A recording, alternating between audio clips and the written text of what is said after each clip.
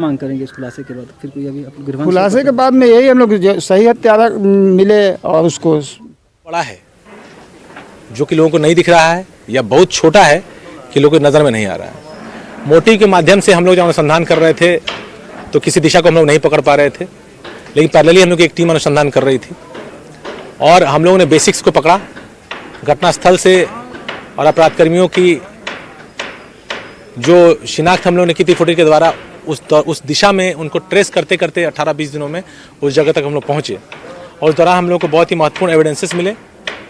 अपराध कर्मियों का द्वारा जो इस्तेमाल किया गया मोटरसाइकिल था, उसका नंबर, वो मोटरसाइकिल बरामद होना, अपराध कर्मियों का मोबाइल नंबर, उस मोबाइल नंबर में जो अपराध कर्मी का फ़ोटो था उस फोटो का मिलना सीसीटीवी से, उसके अलावा उनका अपराध कर्मी का गिरफ्तार होने के बाद इसको कबूलना, अपराध कर्मी ने इसको कबूला है, एविडेंस हम लोग के पास है।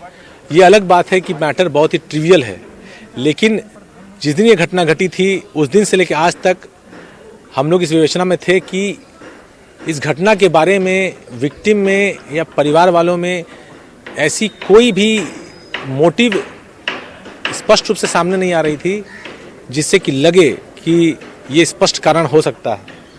दूसरी बात ये भी थी कि जो विक्टिम थे वो तो हम लोग से बहुत क्लोजली परिचित थे, लगभग रेगुलर की मुलाकात थी। इतनी बड़ी घटना उनके साथ हो जाएगी, उनके पास फोरम्स की कमी नहीं थी, कहीं भी वो अलार्म रेज कर सकते थे। घटना जब हुई थी तो पहला सवाल सबके जहन में यही आया था कि इतनी बड़ी घटना हो गई, उन्होंने कभी शेयर नहीं किया, कोई थ्रेट था।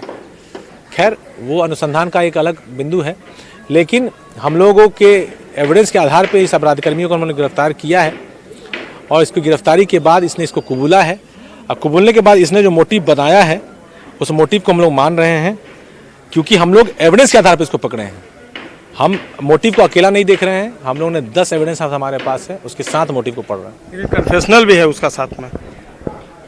कन्फेशनल स्टेटमेंट में इम्पोर्टेंट आप लोग मोटिव को पकड़ रहे हैं। मैं जैसे बताया कि अपराध कर्मी तक हम लोग मोटिव से नहीं पहुंचे हैं, अपराध कर्मी तक पहले पहुंचे हैं और तब मोटिव पे आए हैं।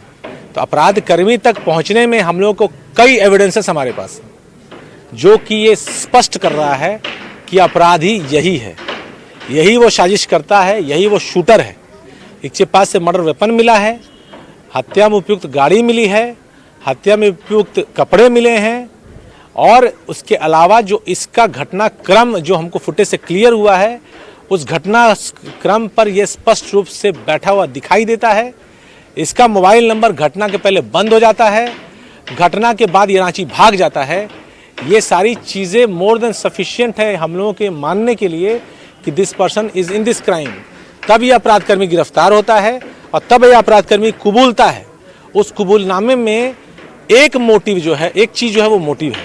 कन्फेशन में बाकी सारी चीज़ें हैं, एक चीज़ मोटिव है। मोटिव बहुत छोटा है, हम लोग भी अतप्रभ हैं कि ये इतनी छोटी मोटिव की वजह से इतनी बड़ी घटना हो गई, लेकिन ये अगेन किसी मोटिव की वजह से के ऊपर जो रिएक्शन किसी व्यक्ति का होता है वो पर्सनल साइकोलॉजिकल कंडक्ट होता है। इसके ऊपर मैं टिप्पणी करने वाला एक्सपर्ट नहीं हूँ।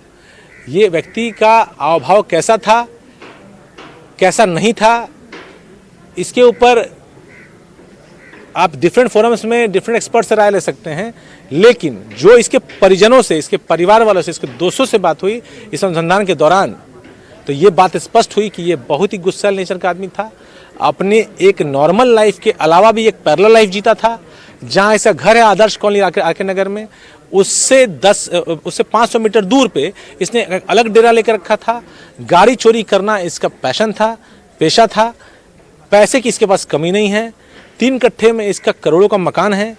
इसके फादर का अपना ईंटा भट्टा है। He is the only son of the family. He is married, he is happily married with a child. उसके अलावा ये एक पैरेलल लाइफ जी रहा है। इतने बड़े अच्छे घर का लड़का मोटरसाइकिल चोरी कर रहा है, ये आपको उसके साइकोलॉजी के बारे में बहुत कुछ बोलेगा।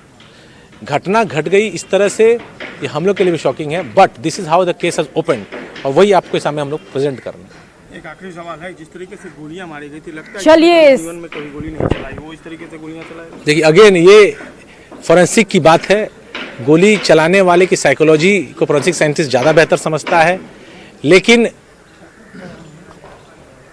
जो व्यक्ति इतने छोटे बात